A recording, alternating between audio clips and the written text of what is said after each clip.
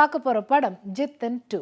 ஜித்தன் ரமேஷ், சிருஷ்டி தாங்கே, யோகி பாபு, மயில்சாமி, ரோபோ சங்கர் மற்றும் பலர் இந்த படத்துல நடிச்சிருக்காங்க. சுரேஷ்குமார் ஒளிப்பதிவில், ஸ்ரீகாந்த் தேவாவின் இசையமைப்புல கதை, திரைக்கதை, வசனம் எழுதியிருக்காரு வின்சென்ட் செல்வா, இயக்கி தயாரிச்சிருக்காரு கோகுல். இந்த படத்துடைய கதை: ஹீரோ ஜித்தன் ரமேஷ் தன்னுடைய அப்பா ஆசைப்படி மலை பிரதேசத்துல ஒரு வீட்டை வாங்குறாரு. அந்த வீட்டை வாங்கின பிறகுதான் அந்த வீட்டில் பேய் இருக்கிறது தெரிய வருது. ஆனால் அந்த பேய் இவரை பலவாறு துன்புறுத்தியும் ஜித்தன் ரமேஷ் அந்த வீட்டை விட்டு வெளியேற மறுக்கிறார். ஆவியை விரட்ட பல முயற்சிகள் எடுத்தும் அது முடியாமல் போகுது. அப்பதான் ரமேஷுக்கு அந்த வீட்டில் இருக்கிறது சிருஷ்டி தாங்கையோட ஆவின்னு தெரிய வருது. சிருஷ்டி தாங்கை எதுக்கு ஆவியா மாறுறாங்க? சிருஷ்டி தாங்கையோட பிரச்சனைகளும் தொல்லைகளும் தாங்காம ஜித்தன் ரமேஷ் அந்த வீட்டை விட்டு வெளியேறாரா, இல்ல ஜித்தன் ரமேஷோட தொல்லை தாங்காம ஆவி அந்த வீட்டை விட்டு வெளியேறுதா அப்படிங்கிறதா இந்த படத்தோடைய மீதி கதை. ஹீரோ ஜித்தன் ரமேஷ் அதிகமான பாவமான கதாபாத்திரத்துல வராரு.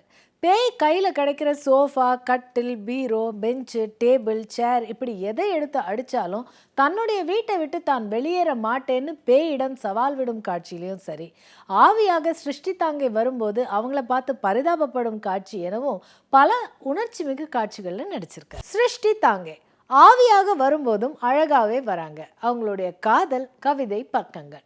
ஆந்திரா ரவுடியாக வரும் யோகி பாபு குழுவோட வந்து பேயிடம் மாட்டிக்கொண்டு வாங்கும் அடி சிரிப்பு வெடி. ஒளிப்பதிவாளர் சுரேஷ்குமார் பல காட்சிகள் ஒரே வீட்டிலும் மலை பிரதேசத்திலும் எடுக்கப்பட வேண்டியிருந்தது சவாலாக இருந்தாலும் ரெப்பிட்டேட்டிவ் ஷாட்ஸை கொஞ்சம் மாற்றி இருக்கலாம்.